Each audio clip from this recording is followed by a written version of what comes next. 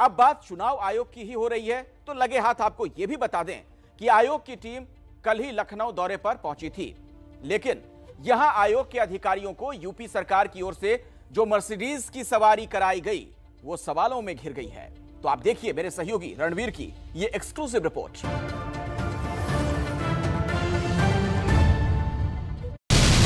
Car number 1 Mercedes, car number 2 Mercedes, car number 3 Mercedes. 3 Mercedes गाड़ियों का यह काफिला है उत्तर प्रदेश आई चुनाव आयोग की टीम का।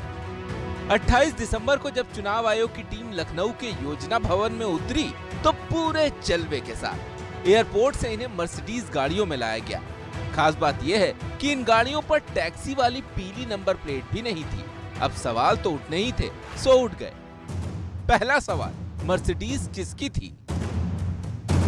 दूसरा सवाल, क्या ये गाड़ियां प्राइवेट थी? तीसरा सवाल, लग्जरी गाड़ियों को क्यों भेजा गया? अब इन सवालों के उठने की वजह भी है। वजह यह है कि जब मीडिया ने ये सवाल उठाए तो आनन फानन में इन गाड़ियों को हटा दिया गया और बैठक खत्म करने के बाद चुनाव आयोग की टीम इनोवा गाड़ियों में वापस गई। 29 तारीख को प्रशासनिक अधिकारियों के साथ बैठक में भी चुनाव आयोग के अफसर इन्हीं इनोवा गाड़ियों से आए। अब इससे एक और सवाल उठा कि मर्सिडीज को हटाया क्यों गया? चुनाव आयोग के अफसरों को लाने वाली मर्सिडीज गाड़ियों के रजिस्ट्रेशन नंबर के जरिए जब हमने पड़ताल की तो पता लगा कि यूपी 32HF0011 जेके इंटरप्राइजेस के नाम पर रजिस्टर्ड है और इसमें आलमबाग लखनऊ का पता है। यूपी 16AU 0922 विनय कुमार अवस्थी के नाम पर रजिस्टर्ड है और गौतम बुद्ध नगर का पता है। यूपी 93AS 9000 शबाना खान के नाम पर रजिस्टर्ड है और डालीबाग लखनऊ का पता है। ये तीनों ही गाड़ियां प्राइवेट है। अब सवाल यह है कि चुनाव आयोग जैसे अहम विभाग के अफसरों को इन प्राइवेट गाड़ियों से लाने की जरूरत आखिर क्यों पड़ी? ये मजबूरी थी या फिर उन्हें खुश करने की कोशिश?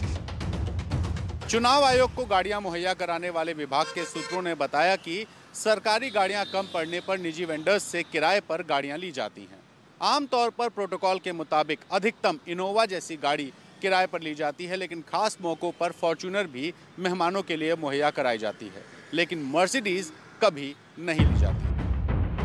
जहां तक प्राइवेट नंबर का सवाल है, अगर कार उपलब्ध नहीं होती तो प्राइवेट नंबर की गाड़ी भी भेज दी जाती है, लेकिन ये मामला चुनाव आयोग जैसे संवेदनशील विभाग से जुड़ा है, लिहाजा सियासत इसमें जुड़ गई।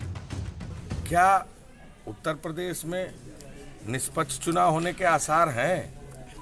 कौन सी स्थिति है कि चुनाव आयोग जैसे अधिकारियों को सरकार मर्सिडीज गाड़ी जैसे लोक लुभावने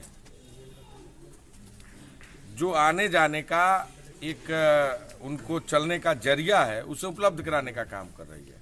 कि देश में पहली बार भारतीय जनता पार्टी के शासन में पीएमओ ने चुनाव आयोग के तीनों अधिकारियों को तलब किया, क्योंकि ये चुनाव आयोग स्वतंत्र एक संस्था है, उसको तलब करने का पावर पीएमओ को नहीं है। जो अभी हमें मिनिस्टर था तानू पांडे जी यहाँ प्रमुख सचिव थे, चीफ सेक्रेटरी थे यहाँ, और उन्हीं को भारतीय जनता पार्टी ने वहाँ ले जा कर के चुनाव दफ्तर बैठा दिया है, तो कहीं न कहीं उंगली तो उठ ही रही है ना।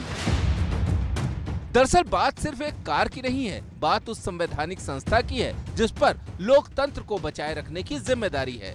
अच्छी से अच्छी गाड़ी की कोशिश होती है, मर्सिडीज अगर कर दी तो किराए की होगी। ये देखने की बात है कि वो जो उसकी नंबर प्लेट टैक्सी वाली नहीं थी कि क्या वो प्राइवेट थी, किसकी थी। इस प्रकार के जो विवाद हैं कि वो मर्सिडीज से गए और दूसरी कार से वापस आए, इस तरह के विवाद निकलना ही नहीं चाहिए।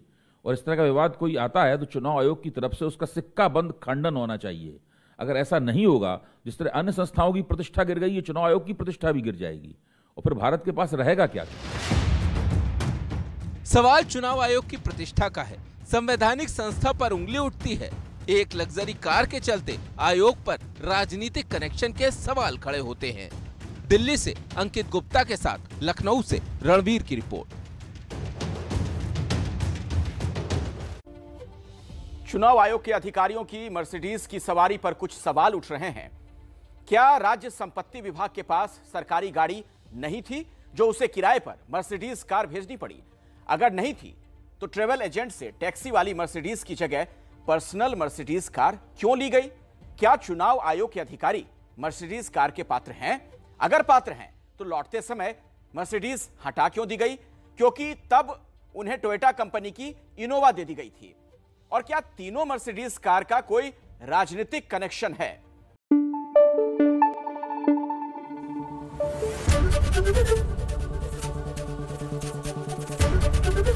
एबीपी न्यूज आपको रखे आगे।